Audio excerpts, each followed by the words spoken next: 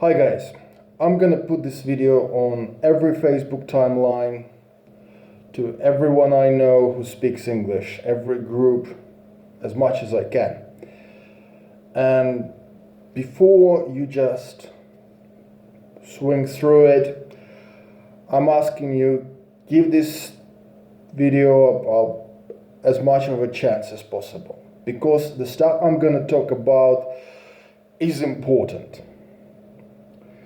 Now, everybody knows that there's lots of protests over the killing of the black gentleman.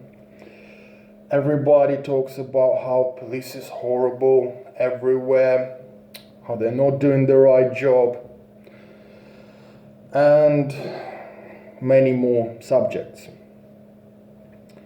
We may agree with some, we might disagree with some. But as we go through, there is something which nobody seems to talk about. A dirty little secret which most of the people prefer not to notice. And that is that the police officer in question knew the person they killed through moonlighting, working a second job as a security guard in a nightclub. Wrong or right, I'm not going to discuss that. What he did was wrong. The way he did it was wrong. The subject I want to cover is the fact that I'm seeing it not just in US, but the police forces around the world, in UK, in Ukraine, in many other countries, seem to be facing these three conditions. They are understaffed, underpaid, and undertrained. They are not fit to do their job. Very long time ago, like 20 years ago, we would say that if somebody is working over 8 hours in a factory, it's dangerous. And we would say that should not be allowed to work too much overtime. Yet it seems that now people are happy to entrust their safety to somebody who has to get a second job on top of the job of protecting public order just to make ends meet. You're entrusting life and death decisions to people who work humongous overtimes, to people who cannot connect with the communities they serve because they have to find a place to live with 2-3 hours travel away from their place of work because they can't afford to stay there. Just think to yourself, a police officer that does 40-hour work, who has to take life critical decisions, is then has to spend another 30 hours a week doing another job. Now overstressed, overworked, with not enough officers there to do the job. In many cases, having to deal with threatening behavior, stupid behavior, less inadequate, people on drugs, people being violent, people doing all sorts of crazy stuff. And now this overworked person has zero training as such and is given a gun. There is a talk by a gentleman called Icy Mike. He was having a talk with another gentleman, don't remember his name, you can find it on YouTube, who is an ex-criminal. And they're talking about how police have levels of violence they can use. And one of the things was pointed out that the police officers do not even know the rules and regulations in their own precincts on how to escalate the violence. We're not talking some clever martial art techniques. We're talking basic rules and regulations.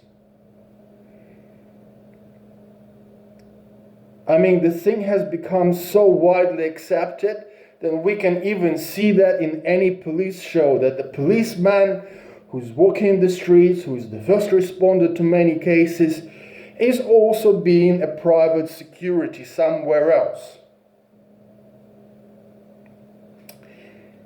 This is crazy.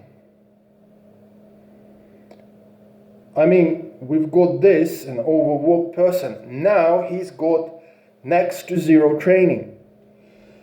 In many cases, the police officers that train any other martial arts, any sort of self-defense, any sort of ways of fighting people, do it at their own expense and of their own choosing.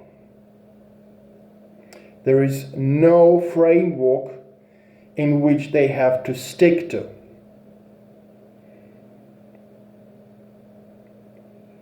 Again, many police officers having to work extra jobs cannot do this. But there is a good phrase which I believe comes out of American military. And the phrase goes something as the next. Most of the people expect that when the shit hits the fan, they will rise to the occasion. Whereas in reality, when shit hits the fan, they fall to the lowest point of their training.